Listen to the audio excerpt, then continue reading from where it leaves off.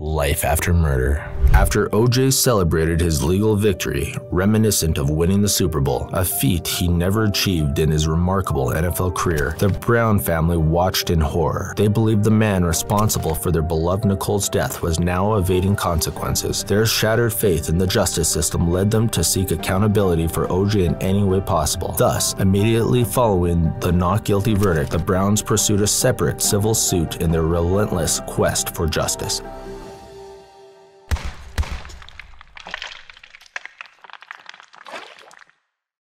16 months post-trial, where O.J. was acquitted of the murders of Nicole Brown Simpson and Ron Goldman, a civil suit emerged. Families of the victims aimed to hold O.J. accountable for the wrongful deaths despite his criminal trial acquittal. The turning point came on February 5, 1997, when the civil jury found O.J. liable for the deaths of Nicole Brown Simpson and Ron Goldman. This judgment marked a significant shift as O.J. was mandated to pay $33.5 million in compensation and punitive damages to the Brown and Goldman families. The verdict contrasted starkly with the criminal trial outcome, emphasizing O.J.'s now inescapable financial consequences for the tragic deaths. Subsequent to the civil suit's resolution, O.J. Simpson began payments to the Brown and Goldman families per the judgment. The legal saga surrounding Nicole Brown Simpson's and Ron Goldman's murders continued to captivate the public, highlighting the case's complexity and controversy. The civil suit's conclusion served as a reminder of the lasting impact of the tragic events and the ongoing pursuit of justice for the victims and their families. Mr. Simpson still possesses his freedom, but ironically, just as he once wielded financial control over his ex-wife, he now finds himself being manipulated by her family through the use of money. Consequently, he has lost his financial independence. As the sun set on the horizon, casting long shadows across O.J. Simpson's Californian home, he found himself consumed by a sense of urgency. 10 long years had passed since the infamous civil trial, and the weight of the mounting debts loomed large over him. The once celebrated football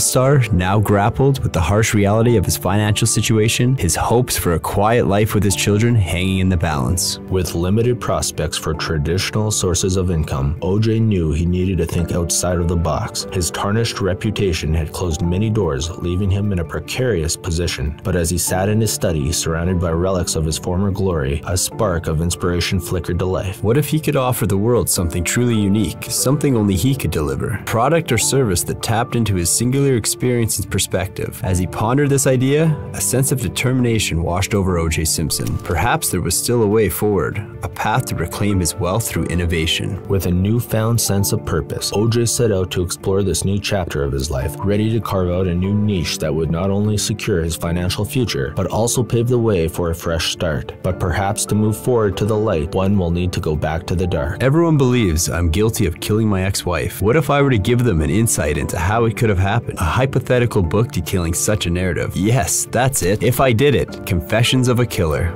Regan Books, a publication company, wasted no time seizing the opportunity by promptly hiring a ghostwriter to interview O.J. Simpson and craft what would become a future bestseller. As the book geared up for its marketing campaign to launch the controversially intriguing story, O.J. agreed to an interview with Fox Television Network to boost promotions. 400,000 copies, already pre-printed in eager anticipation, excitement built until the unfortunate cancellation right before the scheduled release due to legal complications. August 2007, Florida Bankruptcy Court granted the rights to the book to the Goldman family as part of satisfying a civil judgment. The book underwent a title change to If I Did It, Confessions of the Killer, and was subsequently published by Beaufort Books, a New York City publishing house. Enhancements were made to the original manuscript with contributions from the Goldman family and the original ghostwriter. Notably, the new cover design cleverly positioned the word "if" inside the word "I", leading to a deceptive appearance where at first glance the title reads, I Did It, Confessions of a Killer. O.J.'s financial woes continued, causing the former American hero to grow more and more desperate. Perhaps that desperation was the trigger for his future miscalculation.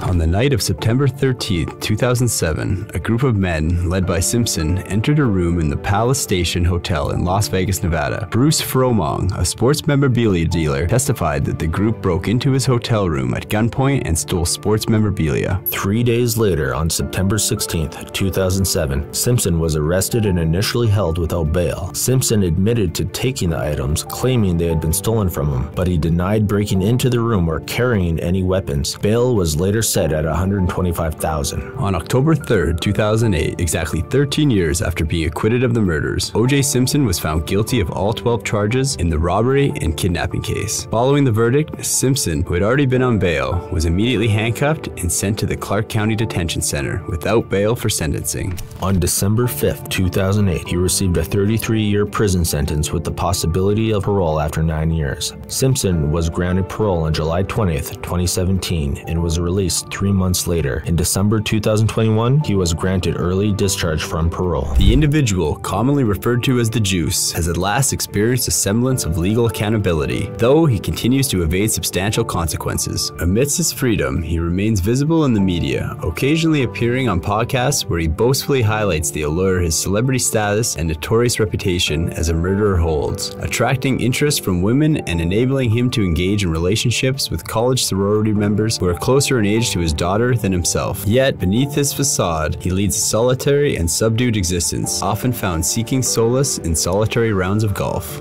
The question still remains, what are your first thoughts when you think of O.J. Simpson? Father of five, legendary football star, Hollywood socialite, or that other thing? Of course, that other thing. Did he really commit the acts? The mystery surrounding Orenthal James Simpson continues to captivate us, lingering in our minds whenever his face appears, a movie he starred in is watched, or his name is spotted in the NFL record books. The other thing will always remain.